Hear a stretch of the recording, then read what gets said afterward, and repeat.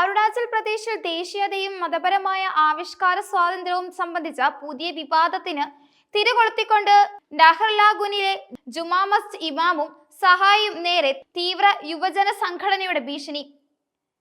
പള്ളിയിൽ അതിക്രമിച്ചു കയറി ഇമാമിനെ കയ്യേറ്റം ചെയ്യാൻ ശ്രമിക്കുകയും ഭാരത് മാതാ കി ജയ് എന്ന് മുദ്രാവാക്യം പിടിക്കാൻ ആവശ്യപ്പെടുകയും ചെയ്യുന്നതിന്റെ വീഡിയോ സമൂഹ മാധ്യമങ്ങളിൽ വ്യാപകമായി പ്രചരിക്കുകയാണ്.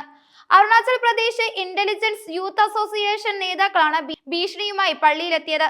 സംഘടനയുടെ president Taro Sonam Liyok, general secretary Tabor Moying ഉൾപ്പെടെയുള്ളവരാണ് വെള്ളിയാഴ്ച നഹർലാഗുനിലെ ജുമാ മസ്ജിദിലെത്തിയത്.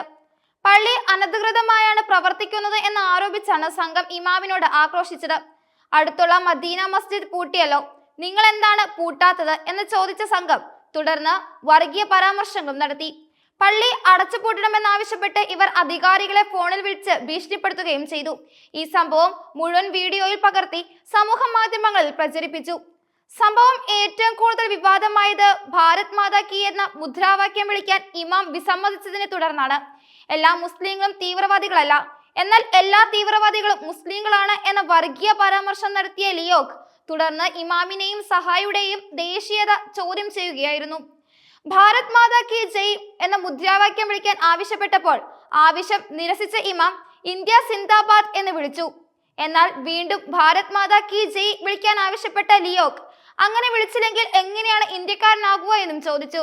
ഇതിന് മറുപടിയായി ഇന്ത്യ കി ജയ് എന്ന് വിളിക്കാമെന്നും എന്നാൽ ഭാരത് മാതാ കി ജയ് എന്ന് വിളിക്കാനാവില്ലെന്നും ഇമാം ആവർത്തിച്ച് വ്യക്തമാക്കി. തനിക്ക് ഒരേയൊരു മാതാവേ ഉള്ളൂ എന്നും അദ്ദേഹം കൂട്ടിച്ചേർത്തു. ഇമാമായ അസം മേരികോൺ സ്വദേശി അസറുദ്ദീനെയും ഉത്തർപ്രദേശ് ലഖിംപൂർ സ്വദേശിയായ സഹായിയെയുമാണ് Arunachal Pradesh intelligence youth association നേതാക്കൾ ഭീഷണിപ്പെടുത്തിയത്. 1973 Bengal eastern frontier regulation act പ്രകാരം ആവശ്യമായ ഇന്നർ ലൈൻ പെർമനന്റ് ഇല്ലാതെ സംസ്ഥാനത്ത് പ്രവേശിച്ച ബംഗ്ലാദേശി മുസ്ലിങ്ങളാകാം നിങ്ങളെന്ന് ആരോപിച്ച് ഇരുവരെയും പൗരത്വ സംഘടന ചോദ്യം ചെയ്തത്. നഹർലാഗുൻ ഹെലിപ്പാഡിന് സമീപമുള്ള ജുമാ മസ്ജിദ് അനധികൃതമായി നിർമ്മിച്ചതാണെന്നും ആരോപിച്ചു അവർ.